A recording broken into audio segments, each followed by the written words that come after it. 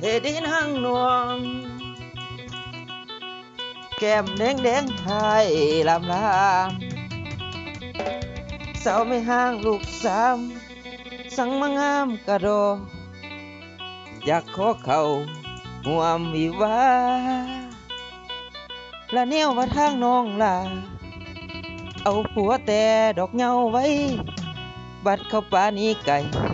สั่งมางามเทดีน้องอายนี่หมายปองสร้าง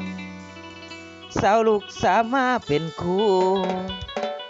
ขอดูแลลูกน้อยสามคนนั้นได้หำเฮียนเด้อนางเด้อ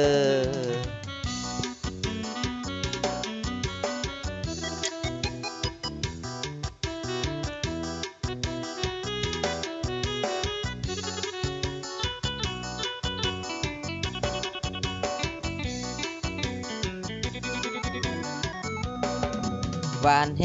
เหมือนถึกป้าไข่เอาเมียใหม่ก็ได้ลูกสามคนบ่ต้องคำหมกกำให้ยากให้มันลำบากตักน้ำดังไฟแต่งงานแล้วมีลูกไว้ใสมันแสนภูมิใจหักไม่ห่างลูกสามบ้านทรายอายบ่สะเทือนมันบ่ได้เจือนคือกับฝั่งเซก็เพียงเอาเข้าใจกันร่วมกันสร้างฝันก็สุขใจแล้วเดเจ้าโอเคไอ้ก็โอเคบ่ได้ลังเลเต็มใจฮักนางโอ้ไม่ห่างลูกสามน้องมีความงามดังนักเหียนหมอ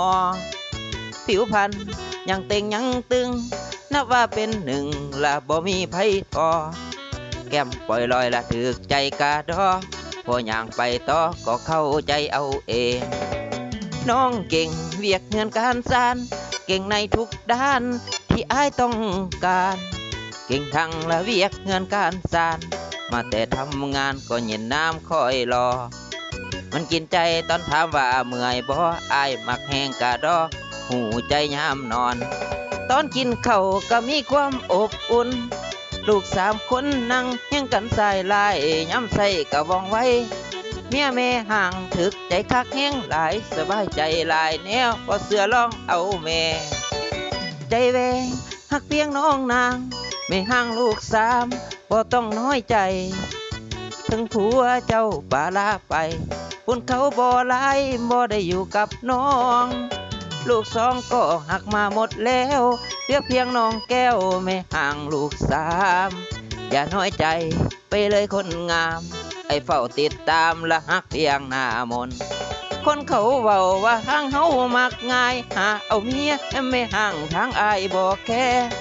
ต่างประเทศพูดจะเลื่อนแท้ๆก็ยังมักคือกันเฮาเป็นคนสามัญสิวันหยังน้อเด้น้องเออ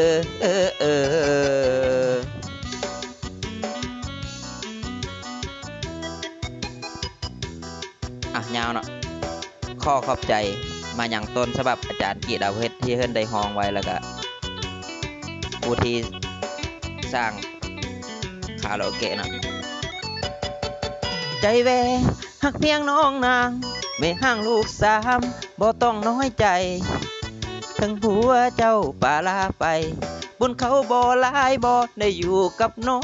งลูกสองก็หักมาหมดแล้วเหลือเพียงน้องแก้วไม่ห่างลูกสามอย่าน้อยใจไปเลยคนงามไอ้เฝ้าติดตามหักเพียงหน้ามนคนเขาเว้าว่าห่างเฮามักง่ายหาเอาเมียไม่ห่างทางอายบ่แค่ต่างประเทศผู้เจริญแท้ๆก็ยังมักคือกันเฮาเป็นคนสามัญ